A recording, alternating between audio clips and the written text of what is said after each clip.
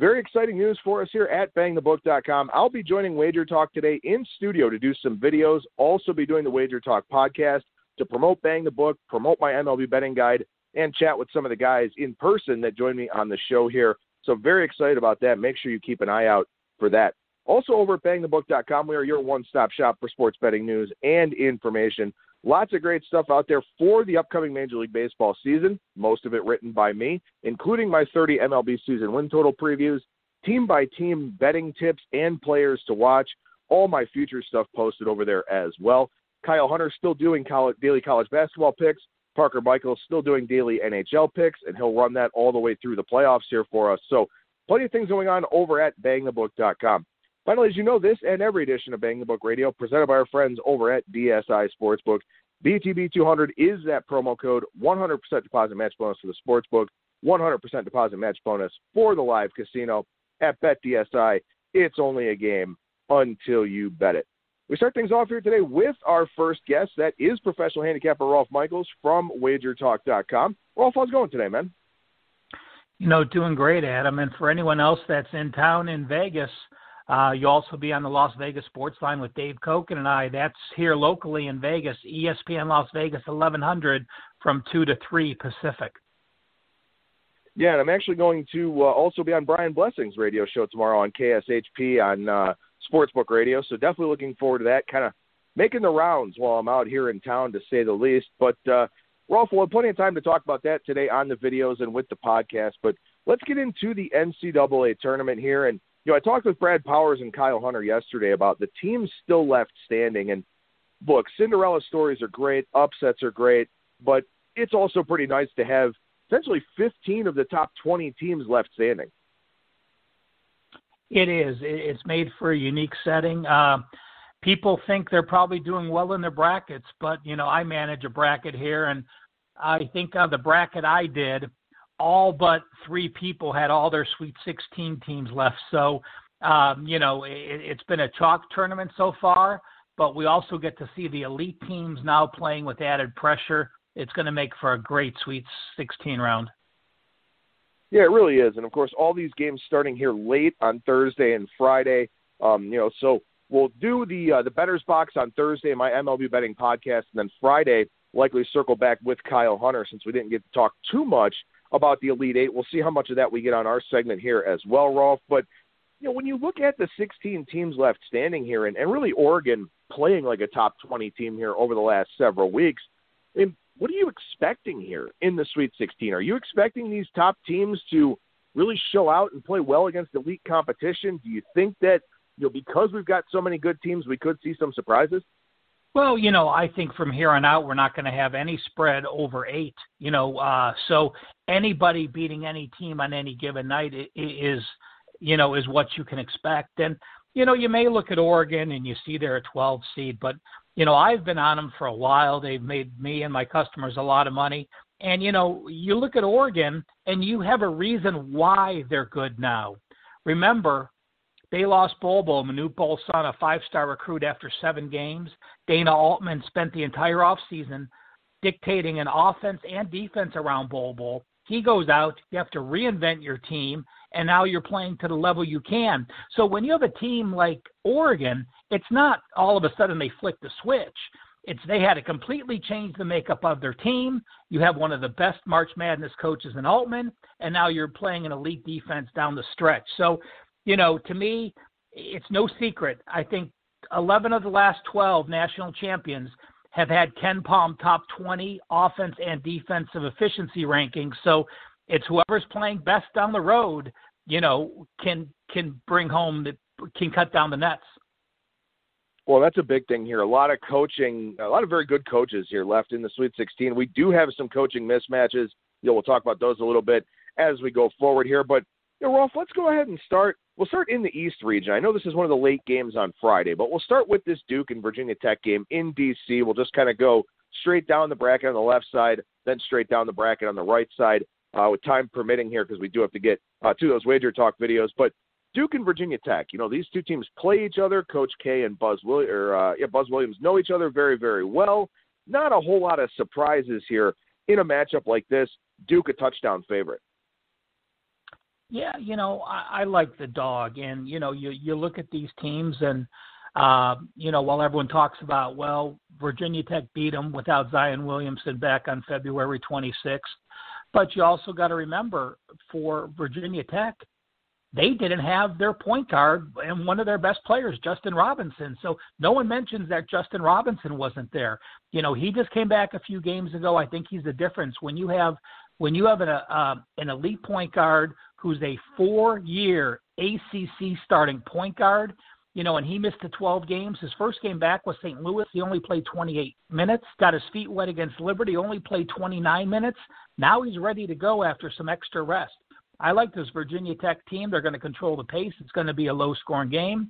We saw what UCF can do. The thing about Virginia Tech and Buzz Williams is this. They allow the three. When they do cuts, they always undercut. They always take the guy into the lane, which is Duke's strength. Duke's strength is not shooting the three, which Virginia Tech will allow, but still defends well. Lower-scoring game. I like the Hokies. Well, and that's an interesting point to make. I mean, at this point in time, you really want to dig into those schematic advantages. I think there's one in the LSU game that's coming up here against Michigan State for the Spartans in particular, but that's a really important thing. Duke has not shot well from the outside, did wind up shooting pretty well in that game against UCF, which is really the only reason that they managed to survive that game. I like the point that you brought up there that a lot of people are talking about this, specifically saying, well, that was Duke's scare. That was just what they do in the tournament. They're awake now. They're not going to have any of those problems going forward. It sounds like to me, maybe you took that game to be, Duke has some flaws here, and they may continue to show themselves as we go forward. Well, we know they have flaws. I mean, it's been well documented that, Duke is a team that doesn't shoot well from three-pointer. Three-point percentage, there's only 353 teams in Division I. They're 329, 30.7%. If you can keep Zion out of the lane, and, Taco Falls could do it, Virginia Tech's clearly not the same team. UCF's a very tall team, Virginia Tech's not, but Buzz Williams has a different type defense. And you look at those situations, I mean, Duke has a weakness. Boom. If you can bring that weakness out, force them to shoot the three, yes, Barrett hit a huge three down the stretch. Yes, Reddish hit a huge three down the stretch. 10 threes. I think that was the most or second most they hit all year. But can that team hit 10 threes again in the next game with added pressure in D.C. where the Hokies, are going to be just as close to Duke with the home crowd? That's to be seen. But ultimately you think Duke prevails, right? You'll take Virginia Tech plus the points, but you do think Duke wins the game? I am not surprised if Virginia Tech wins. Will I bet Virginia Tech on the money line? I don't know if I'd go that far, but it's a game that I would actually think about betting Virginia Tech on the money line. So, no, I don't expect Duke to win. If Duke wins, it will not surprise me. All right, so with that in mind here, we move to the other game in the East region, LSU, Michigan State. This is the early tip on Friday night, and this is a big coaching mismatch for Sparty and Michigan State. Tom Izzo going up against an interim head coach. Still no Will Wade for LSU. Credit to LSU for navigating through the first two rounds without Will Wade. A couple of very close games, to say the least. Michigan State not really tested. Got, I think, fortunate that Minnesota beat Louisville in the first round. I think Louisville would have been a much tougher second-round game for them. And here Sparty is a 6-point favorite. Yeah, color me green. I am on the Spartans. LSU's last Sweet 16 was 2006. Yes, sometimes you have a young team and you have a lot of young players and you don't feel the pressure, when you have Tremont Waters, but Michigan State, of course, matches up with Cassius, and when you have Naz Reid and Emmett Williams as a couple of your leading scorers that are freshmen, you can get through the first two rounds, but then you look at their first two rounds, and they play Yale and Maryland, but you look at their season as a whole. The only top 10 defense they played the entire season was Kentucky, which, they pulled out a surprise, and Florida State, which they lost earlier in the year. You are now facing an elite defense. Yeah, you faced a Maryland defense that was pretty decent, top 25. And what did you do? You ended up having to, win by 2, in a game that was very close. I think Michigan State runs away from this game. I think the coaching, now you're into your third game into the tournament. You have a coaching mismatch. You have an experienced team that's been there and done that. You have a team that, a couple of the players played here in the Big Ten championship 2 years ago when they held the Big Ten tournament at Washington, D.C. So familiarity, you have the region. I am Michigan State, no question in this game. Well, and the schematic advantages that I teased there before we started talking about this game, LSU has to get to the rim. I mean, we saw that, with the game-winning bucket that they had there in that game against Maryland. They have to get to the rim. 14.2% of their two-point offense on dunks and dunk attempts, and Sparty's allowed less than 5% on dunks and dunk attempts here this season. So Michigan State doesn't let you in the lane. They were fourth in the nation in field goal percentage against on dunks, layups, and tip-ins. So for LSU, they're going to have to make shots, and they're probably not going to get a whole lot of offensive rebounds. Against Yale, they had 12. Against Maryland, they had 10. Held below their offensive rebound percentage for this season. So I think it's not just a matter of the coaching mismatch here. I just don't think LSU matches up well. And the other thing to remember is, Tom Izzo was livid after Michigan State's win, and you look at a 20-point win and you say, well, why are you livid? Well, they had 22 turnovers. That's only the third time this season they had over 20 turnovers, and that's a lot. And Nick Ward hasn't played much. He only played 10 minutes against Bradley. He came back from an injury, only played 20 minutes against Minnesota. And you ask Izzo why, and he simply said this: we were beat. They played Michigan in the finals. They won the Big Ten tournament. This was their fifth game in 9 days, and a brutal 5 games. Ohio State, Wisconsin, Michigan, Bradley, Minnesota. LSU lost in the first round of their tournament. They were fresh, only their third game in 9 days. So the reason Michigan State played poorly in Izzo's mind, turning the ball over, was they were dead tired. Now you're fresh legs, and again, I see a blowout here. Well, and that's an angle that you mentioned here this morning on Twitter that you sent out, that, rest is very, very important here at this time of the year. And in fact, you found an angle since we're talking about rest here, we'll go ahead and work it in. You found an angle that seems to be a little bit of a smallish sample size, but it's still a pretty solid return. Well, it's actually a contrarian, Adam, because, we talk about coaching, and I think the better coach team, it's more important the second day of the weekend. So what happens now when you come out of the first weekend? You're through the weekend, you're in the Sweet 16, or you're in the second round. Doesn't matter that some teams played Saturday the week before and then playing on Thursday, and some teams played on Sunday because of the pods now. If you have different day rest, there's 4 games this year. Purdue played Saturday, Tennessee played Sunday. Michigan Saturday, Texas Tech Sunday. Auburn Saturday, North Carolina Sunday. Kentucky Saturday, Houston Sunday. Does that give the edge to the team with more rest, the extra day to prep? Well, no. Number one, they're not sure who they're playing. And here's the stat. Since 2011, there's only been 18 occurrences where one team has 4 days rest and one team has 5. The teams with 4 days of rest, 1 day less, 12-5-1 against the spread. So don't worry about handicapping thinking, oh, my team has 1 day less to prep. 4 days is fine. These are 22-year-old, 21, 20-year-old kids that can rebound after 4 days. Playing a second game in 48 hours after a brutal game is a different scenario. Getting back home to your settings, getting to your trainers, getting to your locker rooms and your saunas and your hot tubs and working your body back into shape. Again, 4 days or 5 days, it doesn't matter, but actually an edge to those with 4 days rest versus a team with 5 days rest. Certainly be interesting to see how that angle plays out here this weekend. And let's move to the West region here. Out in Anaheim, California, Gonzaga, Florida State. Florida State knocked off Gonzaga. Gonzaga wants some revenge. This is their chance to get it.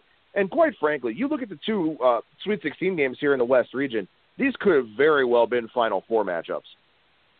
Yeah, isn't it great? It really makes for an exciting Sweet 16. And, I look at it, and my first thought is this. The revenge doesn't mean one thing to me. If you're to the Sweet 16, how much more motivation can you have? Does you losing to the Sweet 16 last year make you more motivated? I don't think so. I think, yes, you're going to remember it. Yes, you may be fired up, but fired up sometimes can be a negative. To Florida State, I'd say, boom, everyone's talking about the Zags. They're the number 2 favorite. We beat them last year. We could beat them again. And I am highly invested in the Zags. They are my top future play, moving forward. I played them a while ago. So by all means, am I a Zags fan? But with this spread being 7 or 7.5, I like Florida State. They run 10 guys. They're deep. They have guards. They're starting guards, 6'4" and 6'5". I don't know if anyone else in the country has that type of height and length in your 2 guards. It changes the passing lanes for teams, and that's why they're so effective. They're so athletic. They're so long that they just change the way a team plays offense. You can't play your normal offense. I think Florida State keeps this close. I think the Zags win the game, but I think the spread is inflated because of that revenge situation, and I'm going to jump on the value. Yeah, right now you've got Florida State 7.5-point dogs here in this one. Total 146.5. And as we talked about yesterday with Kyle Hunter, if you missed that segment, make sure you go back and check it out. Anaheim, California, pretty good to the under, although most of that sample size from the Big West Conference Tournament, these 4 teams certainly better than what we have out in the Big West. And let's move on to this Texas Tech-Michigan game here, Rolf, where you've got Michigan a 2-point favorite, Pinnacle now showing 1.5. Looks like Texas Tech, a little bit of a preferred sharp side here early in the week. I have Texas Tech in my bracket, but this game to me is the game that I cannot come up with a side. I look at Michigan and I want to play against Michigan. Why? Well, you saw what they did against Michigan State. They had double-digit leads, and all 3 losses to Michigan State couldn't come up with enough second-half offense to keep it close, or let alone to win the game. That concerns me. But then when I look at Michigan, this to me is the personnel matchup of the entire tournament. Charles Matthews is an elite defender. Charles Matthews missed the last 3 games of the regular season, including that Michigan State loss. He came back. He was only playing 23 minutes in the Big Ten tournament against Iowa, Minnesota, and Michigan State again. He's now back and healthy. And Michigan, with him on Jarrett Culver, is going to be, again, what I consider the matchup of the entire tournament. Jarrett Culver is going to have to score 20 points. But when you have the number 1 defensive efficiency like Texas Tech does, you have a person who's going to be a lottery pick in the draft like Jarrett Culver. And Culver had a bad game last game. He had a couple other players that needed to step up and get double-digit points. So I think that's a positive that Culver wasn't the leading scorer, wasn't the best player offensively, and Texas Tech could still beat Buffalo by 20.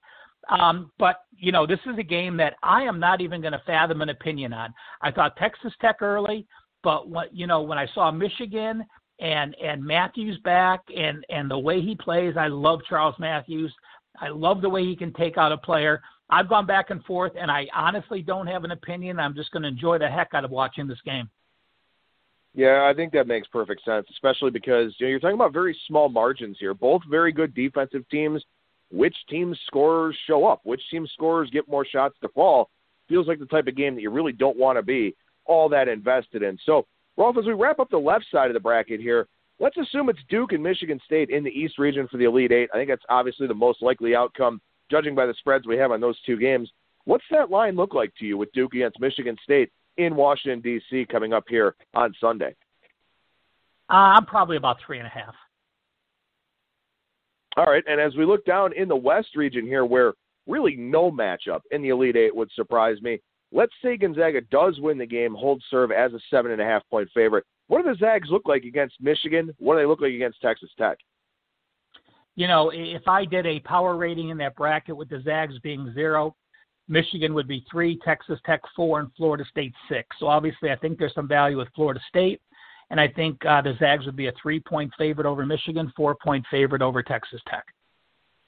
All right, so we move over to the right side of the bracket here, the South region. And, we touched on the South region. You had a great stat last week on the show about so many teams in this region that play at a very, very low tempo.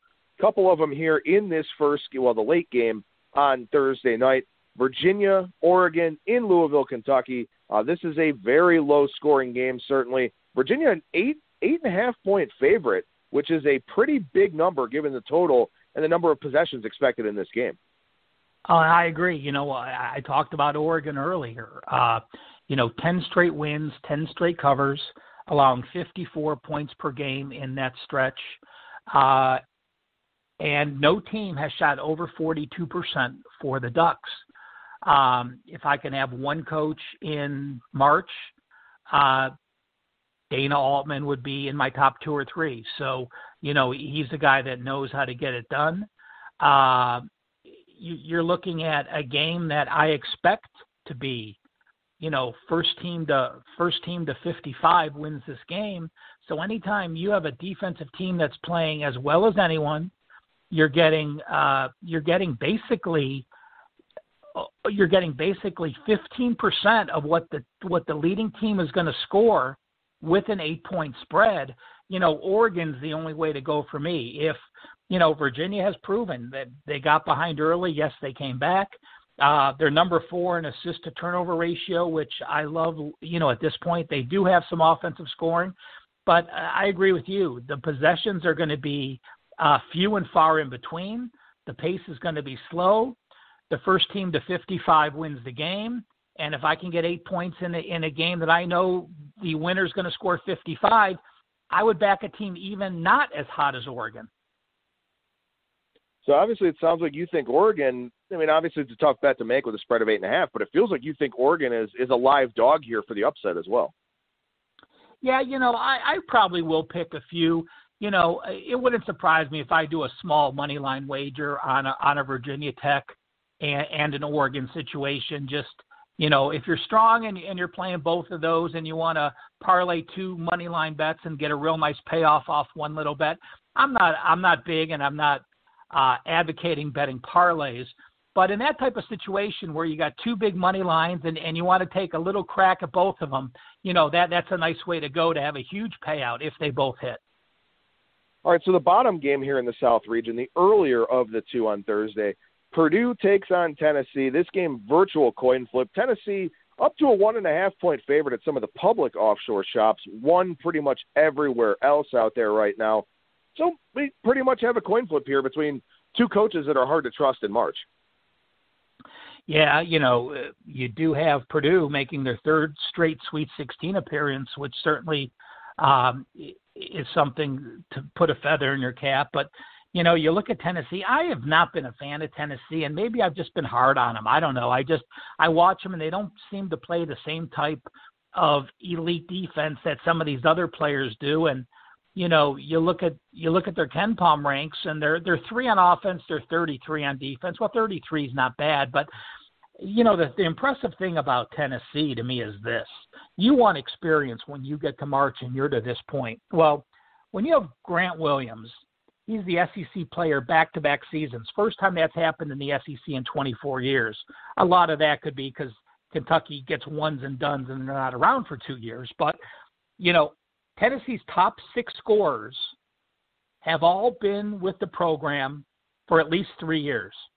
So when your top 6 scorers, this is the 3rd time they're playing in this type of setting, that's something that you can't, that type of experience is something that you can't shy it away from. So, another game I've gone back and forth. I'd love to have a stronger opinion on you, but, these are Sweet 16 games that I've watched of both teams, and I have reasons to not play both teams, and it's a game I'm going to be not on again. So love to have a stronger opinion for you. I just don't have one in this game. No, I completely understand. This does seem like one of the tougher handicaps, maybe along with Michigan and Texas Tech here in this Sweet 16 round. So I guess we'll just go ahead and group this together here then. As we look ahead to the potential Elite 8 matchups, what does Virginia look like against the winner of Purdue and Tennessee? Again, my power ratings, if I have Virginia at 0, I have Tennessee 4.5, Purdue 5.5, and Oregon 7. So that would be the difference in the game. If it's Tennessee, Oregon, I would have them about 2.5 or a 3-point favorite. All right, so we move down to the Midwest region here. This one in Kansas City, and Kansas not making it to Kansas City, so they don't get that advantage that the selection committee tried to give them. North Carolina and Auburn, the first one here on Friday in this region. You've got North Carolina here, a 5-point favorite, big total on this game, on a total that went up. Now it's coming back down a little bit at 162. This is a tough handicap as well because Auburn is such a high-variance team. Yeah, I like Auburn a little bit on this. And, you look, and Auburn's number 3 in turnover margin, which is something I look at. They shoot the threes, the season's most shot threes on the year. So you know what you're going to get with Auburn. You're going to go up and down. North Carolina normally has the edge. Why? Well, they're number 6 in tempo in the country. But you look at their offense, and yes, they are high scoring, but they aren't very efficient. They're only number 77 in field goal efficiency. They come down, they shoot the ball often, they rebound the ball, and they get multiple shots. But if you can hold them to one shot, you can win the game. They're a team that has 9 players that average 10.5 minutes. Their leading player for the Tar Heels only averages 31 minutes, so they come at you in waves. Well, what does Auburn do? Auburn actually has 10 players that average between 11 and 33 minutes. So while North Carolina runs multiple players and runs that tempo, that's something Auburn can do. I said North Carolina has that number 77 field goal efficiency. Well, Auburn is number 30, actually quite a bit better, even with those 3-point shots. And 2 hot teams. North Carolina comes in 17-2, their last 19. Auburn comes in at 10 straight wins. I'm going to lean with the Tigers in this one. All right, so in the bottom game here in the Midwest region, the late tip-off coming up on Friday, Houston and Kentucky. And I think some people may be a little bit surprised to see the respect that Houston's getting in the betting market, with Kentucky only a 2.5-point favorite. Well, March Madness is like the NFL playoffs.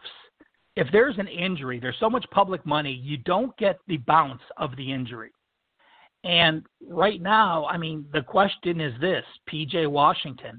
If P.J. Washington was playing, had his cast off, and was healthy, Kentucky would be my type of game of the year. But when you're leading scorer, leading rebounder, third most three-pointers on the team, and the only starter that shoots over 41%, an easy first-round draft choice, a high first-round draft choice, he still has his hard cast on as of this morning. So they're going to try to take his hard cast off, see what happens, and if he's ready to play. I don't think he's going to be ready to play. Therefore, I can't be on Kentucky. Now, does losing one elite player make it strong enough where you like the other side? No, but it's close. I don't think Kentucky gets past the next 2 rounds without Washington. If they have P.J. Washington in, I actually picked Kentucky to go to the national championship prior to the season in my bracket when I thought he was going to be healthy. So to me, it's a pass because of P.J. Washington's status. If he comes back, plays a few minutes in this Houston game, and they find a way to get by, I'll be on the Wildcats probably the rest of the way. So obviously it's pretty tough then to forecast out these Elite Eight lines because we're just not entirely sure. It seems like we probably have to operate under the assumption that P.J. Washington is not back if they get past this Houston game. So what do your potential Elite Eight matchups look like here with North Carolina, Auburn, Houston, and Kentucky? Obviously, North Carolina is the favorite. Without Washington, I'd probably make North Carolina, about 4.5, same as the Auburn line, and Houston a few more points than that. We'll see. There's already some, the Kentucky fans can be vicious over there in Lexington, and they're jumping on P.J. Washington and his dad that he just doesn't want to play and want to prep for the draft. But his dad was pretty vocal on social media that he's never going to abandon his teammates, and if he can play, he's going to be ready. So we'll see what happens. But it's unfortunate, when you have teams like this and situations like this where your star player's out. We're talking about this elite group of Sweet 16. It's too bad every elite player is not playing as well. I mean, we're talking about Kentucky, one of the most talented teams in the country year in and year out. So what is a guy like Washington worth to the line? 1.5, 2 points, something like that? Yeah, to me, it could even be more than that, just because he is such a big deal. I mean, to me, he actually, the offense goes through him, and there's very few people that are 6'8" that, we're not talking about Zion that can dribble the ball, but the way when you watch Kentucky and you watch the way he's part of the offense in offense and defense in both terms, I'd almost make him at this point 2 or 2.5, because without PJ Washington, you have Hagan's a freshman at point guard, Hero a freshman at shooting guard, Johnson a freshman at strong forward, Montgomery's playing center, and Reed Travis has been filling in for Washington. So you have 4 freshmen and a first-year transfer playing without Washington. So, having that sophomore there, to me, is almost worth 2.5 or 3 in this setting because of the situation, because of the pressure, and because of the expectations. Rolf Michaels, professional handicapper over at WagerTalk.com. What's going on over there right now, Rolf? You know what, Adam? Let me just bring up one thing about tonight's games. If anyone's listening to this on Tuesday night, there are some absolutely phenomenal scheduling spots in the smaller conferences. Example, Creighton played Friday and Tuesday, where TCU is playing Sunday and Tuesday. There's several more, but let me mention this one because it's mind-boggling. Presbyterian played on the road Wednesday, on the road Sunday, on the road Tuesday. 3 road games, 7 days. Marshall played at home Tuesday, got a bye, playing at home tonight. 7 days rest, 2 home games. Presbyterian, 3 road games in a 7-day period. So check those out. WagerTalk.com. Check out our videos daily. Check out our pod. I do an NBA stat sheet. Of course, the first pitch, the daily baseball newsletter will be starting. AAF logs up there as well. And again, a lot of information. And one thing I want to remind people, when you're going to Wager Talk, there's a lot to be learned from handicappers, even if you don't buy their plays. If you go to a handicapper's page at Wager Talk, you can see their last 20 plays, win or lose. You can click on their plays, and you can read their write-ups. When you get to these Sweet 16s and those first rounds, go back, look at some of those handicappers. Read Teddy Cover's write-ups, read Marco's write-ups, read my write-ups. Learn on why a handicapper, a professional handicapper, took those teams. Jot down those notes, jot down those trends and angles and systems, and again, just continue to add to your handicapping repertoire. Well, of course, make sure you follow Rolf on Twitter as well, at CalSportsLV. Rolf Michaels, WagerTalk.com. Appreciate the time, man. Thank you so much for joining me. We'll chat with you again real soon. Thanks, Adam. Appreciate it. There you go. There's Rolf Michaels, professional handicapper over at WagerTalk.com.